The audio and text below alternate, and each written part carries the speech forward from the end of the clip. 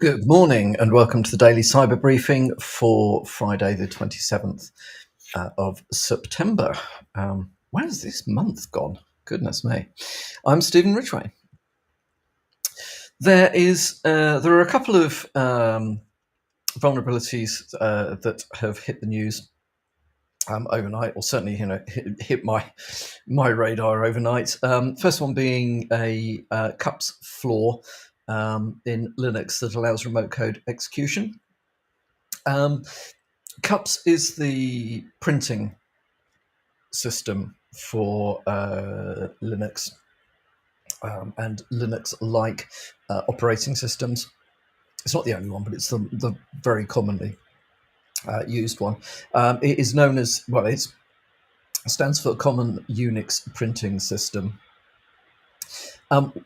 As part of that system, there is a CUPS browse D daemon, which basically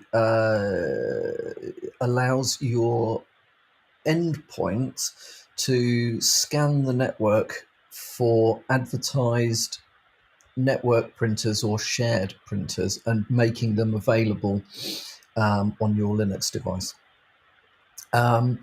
It's kind of similar to the way that Windows and Macs can search for remote, networked remote printers to print to.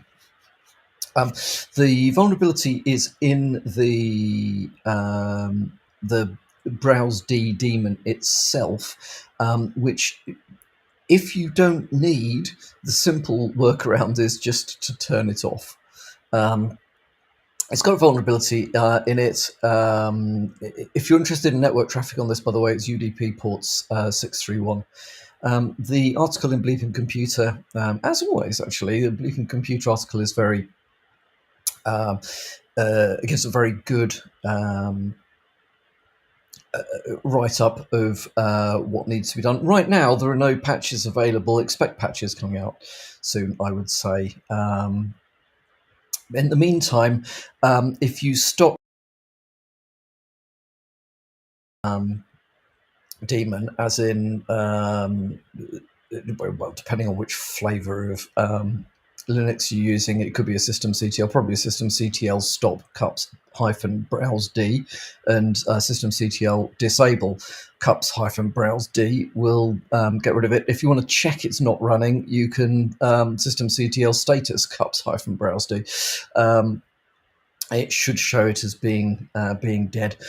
So you can work around this one until patches are available. In the meantime, though, do be aware of this because it does allow for remote code execution, certainly remote code execution on clients that are using browse D in order to find printers around the network.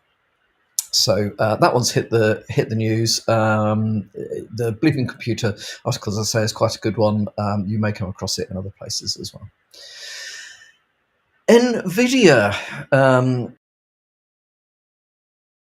bug that allows container escape and via container escape a complete host takeover.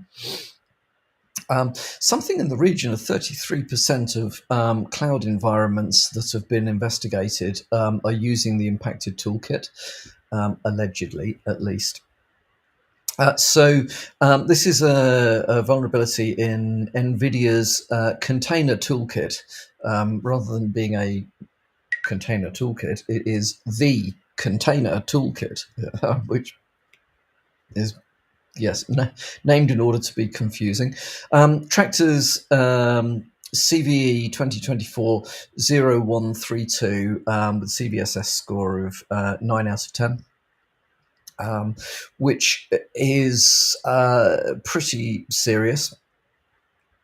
It is a library that is used across a lot of cloud and AI workloads, which is why it keeps cropping up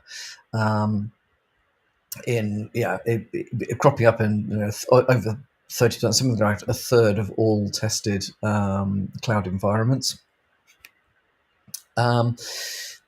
It's a time of check, time of use vulnerability. which is a kind of race condition, apparently. I don't know very much about a TOC2, TOC, TOU vulnerability. Basically, in order to exploit it, you need to craft a specially designed image and then get the image to run on the target platform, either directly or indirectly. So could you trick somebody into running, as in loading the image, that sort of thing. The vulnerability does give you the ability to break out of the container. This is a long-standing, poorly acknowledged architectural vulnerability in containerization. Yes, containerization is very good for certain circumstances. However, because all processes run on an underlying operating system, it's not like virtualization. Containerization of things is not like virtualization. In virtualization, you run the process, including all the operating systems, in a sandboxed arena. And yes, of course, you can break out of virtualized environments. However, in a containerized environment, there's really just a bunch of process mapping between processes that run on the host system and processes that run in the container. So everything is running as an operating system process at the level of the underlying device. So securing it is very important, because once you have managed to persuade a process that it can do things at the next level down, you kind of stuffed. Anyway, so apparently patches are available for this. However, because it's in a cloud environment, it will be difficult for a lot of organizations to know whether they are vulnerable to this or not, and so on and so forth. So this is one to keep an eye out for, although I suspect there's not much you can do other than cross your fingers and hope that your cloud provider is keeping on top of things. So in other news, cyber criminals have hacked UK Rail's network Wi-Fi. Sorry, let me say that again with the words in the right order. Cyber criminals have hacked UK Rail Network's Wi-Fi solution. So basically, if you use trains in the UK, you'll be aware of the fact that Network Rail provide Wi-Fi at various stations. Not the same as the Wi-Fi that you get on trains. I don't think they're run by the individual train operating companies, Southern being the one I most regularly use. However, in the stations, Network Rail run Wi-Fi. They use Telent as the provider for that. Well, this is there has been a breach using either deliberately. Is it a breach? Good question. We don't know, I think, at the moment, whether it's actually a breach or whether it's somebody who's used a legitimate admin account to do illegitimate purposes. So it could be disgruntled employee kind of thing, or it could be that the account details have been compromised, the admin details have been compromised one way or another. Either way, the system, it uses Captive Portal, the usual sort of stuff. Sign away your life. Please let me snoop on what you're doing. Sort of Captive Portal things. Well, that's now that on quite a few. I think I can't remember how many stations were affected by this, but it did certainly included London Euston, Manchester Piccadilly, and Liverpool Lime Street, which is some major. There we are. 19 railway stations have been impacted by this. There's a redirect which then sends you via this kind of the Captive Portal logon solution. It sends you to websites that are referencing past UK terror attacks by Islamic fundamentalist groups. So apparently offline, and as is kind of typical of ex-British Rail, rather than do stuff with it and deal with it quickly, they just turned the whole lot off. So it doesn't matter, you can just lose the service, whatever, blah blah blah. Anyway, they are working on it. It may well be back by now. So what does this matter? Well, it does matter because what we can see, TfL recently had major breach, major incident. This demonstrates that the security of rail networks is not as good as one would have hoped, so on and so forth. So perhaps this can be a wake-up call. Critical national infrastructure and transport, that this stuff is under attack. It is increasingly under attack, and obviously, I speak quite a lot about sort of nation-state stuff on this briefing, but mainly because that's probably the biggest threat to national infrastructure rather than sort of criminal activity. So it crops up fairly regularly, but obviously, if you were a nation-state adversary, one of your tactics is very likely to be, how can I create disruption? Along with how can I create disinformation, dissatisfaction, demoralization of the populace, all sorts of other bits and pieces. Well, creating disruption of transport systems is a good tactic from an adversary perspective. Also, if you've demonstrated you can get access to these sorts of things, there is the possibility that you could do much more serious things with that. So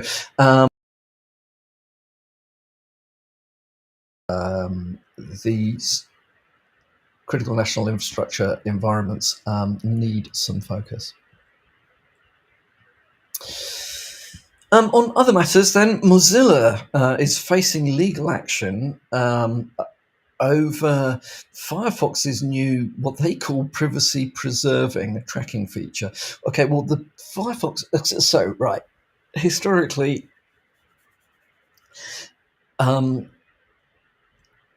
cookies have been used in order to, cookies do good things as well as bad things, right? We assume that they're all bad, but cookies are the things that allow you to go back to the same session that you might have had on an e-commerce site. If you go back to the stuff that you put in your basket is still in your basket, kind of stuff. Not all of that, but those sorts of things are good and bad here. However, cookies, the management of cookies is complicated. All sorts of rules around the browser only allowing websites to read cookies that they're supposed to be reading and not read other people's cookies, and especially around authentication cookies and that sort of stuff. Well, Mozilla came up with a different way of doing this. They, instead of managing this stuff on a site-by-site basis using cookies, they've introduced something in the browser that they've dubbed privacy preserving attribution, which changes the way that this stuff is managed. So the browser is much more in the path for these things than the websites. So as they say here, despite its name, the feature allows Firefox to track user behavior across websites, taking control of tracking from individual websites and shifting it to the browser itself. If you are using Firefox, be aware that this is now enabled by default, or at least I haven't checked, because although I rotate through a lot of browsers, I'm not actually using Firefox at the moment. There is the potential that this is in breach of GDPR, which is basically what the lawsuit is about. So the complaint has been filed with Austria's Data Protection Authority. And it claims that Mozilla's actions violate GDPR. So keep an eye out for that one. If you are uncertain about whether you want this or not, you can turn it off in the browser, which might be something to think about. In which case, everything I think will continue to work using more traditional cookie-based solutions. So if you weren't aware that Firefox was doing this, do be aware. It does mean basically that Mozilla is then able, through the browser, to have a much better view of what's going on, because the browser can access this information without having to go through the whole thing around, does it have permission to look at particular cookies under particular circumstances?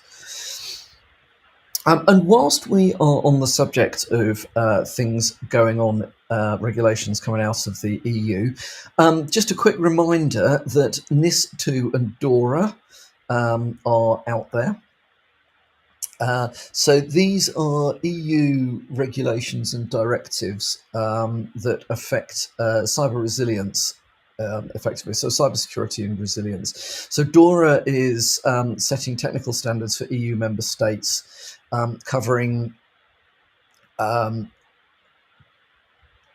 basically covering information communications technology.